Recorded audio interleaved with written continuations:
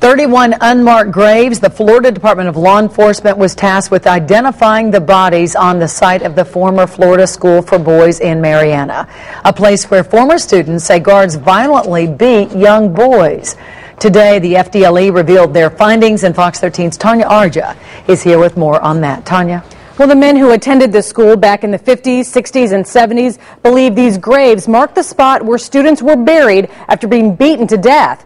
The men say these latest findings are an attempt to cover up. No markings, no names. For years, these 31 graves stood untouched.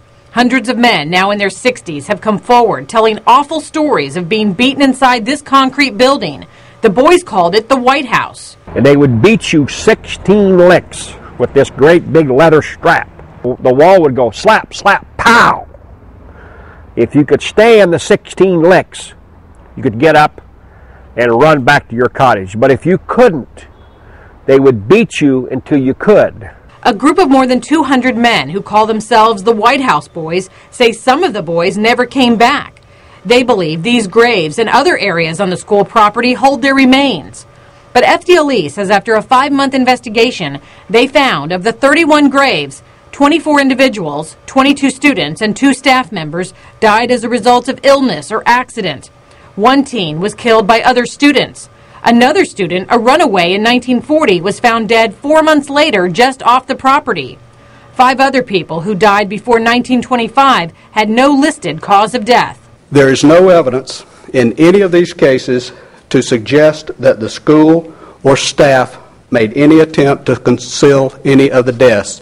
Further, there is no evidence to suggest that the school or the staff caused or contributed to any of these deaths. The White House Boys are not surprised with the findings. As long as there's no body, nobody can find a body. It's all hearsay, it's all speculation. They want the graves exhumed. The FDLE based their investigation on information from old school records, death certificates, and interviews with former staff. We knew there was more graves than in the graveyard, and we've had several men come forward that have agreed to take the Florida Department of Law Enforcement out there and show them where the graves are. But they say the FDLE has refused. Now, the FDLE will not exhume the graves. They say based on the amount of time that's passed, there's little chance of finding DNA. And even if they had a court order to exhume, there's no indication that the grave markers actually mark individual grave sites. So it's likely they would destroy the entire cemetery. The White House Boys say they won't be giving up. Their lawyers will be interviewing one of the former guards at the school next week. Mark?